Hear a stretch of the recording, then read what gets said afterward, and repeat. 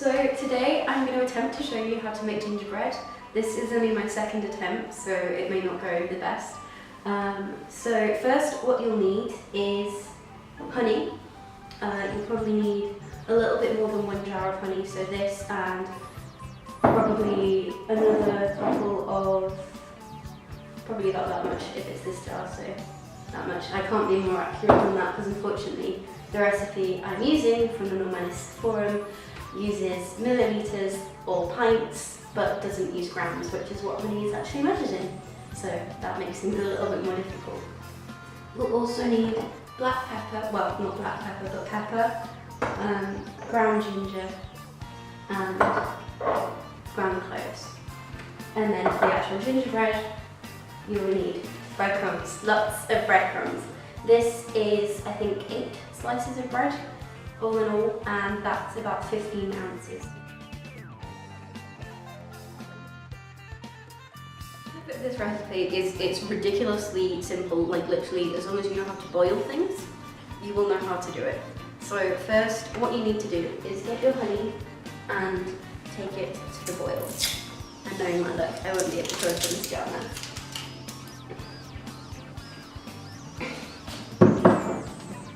No? Always nice. So you want to have it on a low heat. To start with, and make sure you get all of the honey out of that one. So pretty. And then you'll need a little bit more than that. Like I say, this is a 454 gram jar, which is just over 3/4 of a pound, because a pint of honey weighs about 1.5 pounds, 1.5 pounds. So I'm just going to go and get the little bit of honey I have left over. So we've just put the honey in the saucepan. It's on a very low heat. I've just got it on 1, although my oven has been on for a little while now, so the saucepan's actually quite warm. So I don't want to touch the inside and burn my fingers, obviously. So I'm just going to leave this. That's probably going to take about 10-15 minutes before it comes to the boil, and we will come back when that's been done. Okay, so the honey is now boiling, just about. This isn't actually scum, because the scum is pure white, and you can see that this is a lot yellower. So I'm going to leave that in there. That's because I've done it on a much lower heat. You only tend to get the scum rising to the top if you have it on quite a high heat, but because I've only done this on 1, it's stayed quite calm, if that's the right word to use. So what we're going to do now is we are going to add the breadcrumbs. I just slot that in there to keep it out. That's really hot. Keep it out of the way. So I'm just going to do this bit by bit because otherwise it's going to go everywhere. And then I'm going to have breadcrumbs all over my kitchen floor.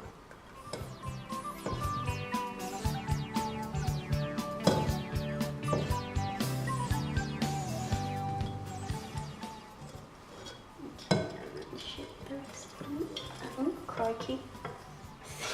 Everything. That was a lot more than I was expecting.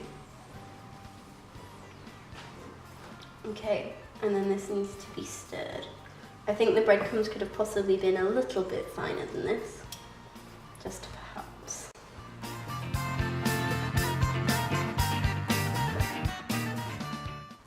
It's not quite sticky as I was expecting it to be. That could just be because the honey hasn't soaked in yet. So that's looking a bit better now.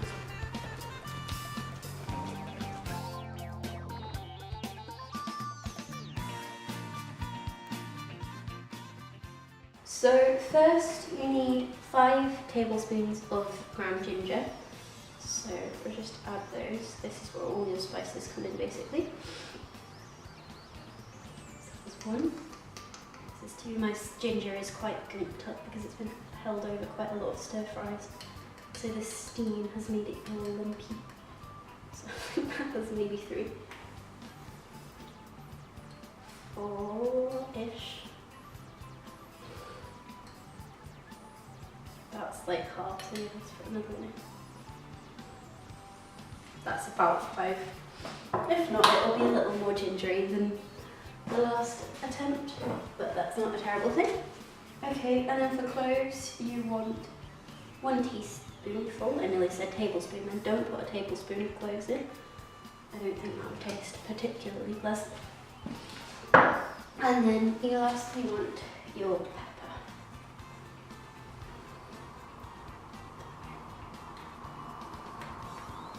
That's not going to work. That will. There we go. Okay, so now we mix all the spices in. Yeah, that's really solidified now. It's really gloopy. I just got pepper and ginger up my nose.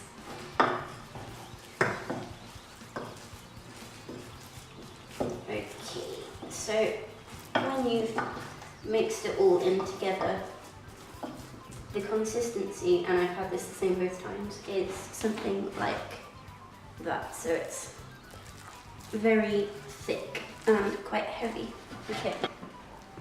So then you want to put it on your tray. The recipe does actually call for a Swiss roll tin, but I do not possess a Swiss roll tin, and nor do I know where you would acquire such a thing. As you can see, this is really, really gloopy and sticking together fantastically and making amazing squidgy noises. Okay, so there's still a little bit in here, so I'm just going to try and get the last bits out. There we go. It doesn't look the most appetizing in the world, but it does smell absolutely gorgeous. Okay. But you can really smell the ginger coming off of it. So sticky.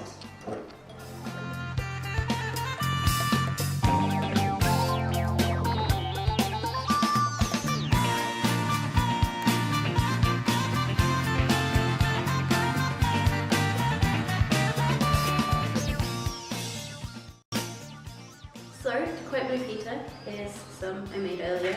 This was actually with much finer breadcrumbs that were a lot more crispy. The ones I used today were more just kind of bread that had been ripped up, whereas this was kind of toasted first, and I think it's definitely made a difference.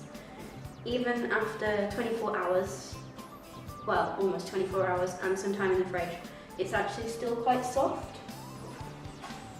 Like, if you do that, there's still a definite bit of give in the gingerbread. So,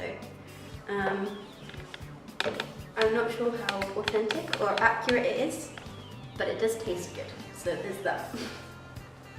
So I've finished now. I did actually cheat a little bit and I put it in the fridge to speed it up, because when I did it last night it was still kind of warm this morning, but it is finished now. And I definitely think that using bigger breadcrumbs has helped, because it's a lot more cakey and less liable to fall apart on itself now. So here comes the moment of truth. It's very chewy. It's a little bit less peppery than the last one I did, which is good, because that sort of built up and kind of made your mouth feel like it was burning. It's incredibly sticky.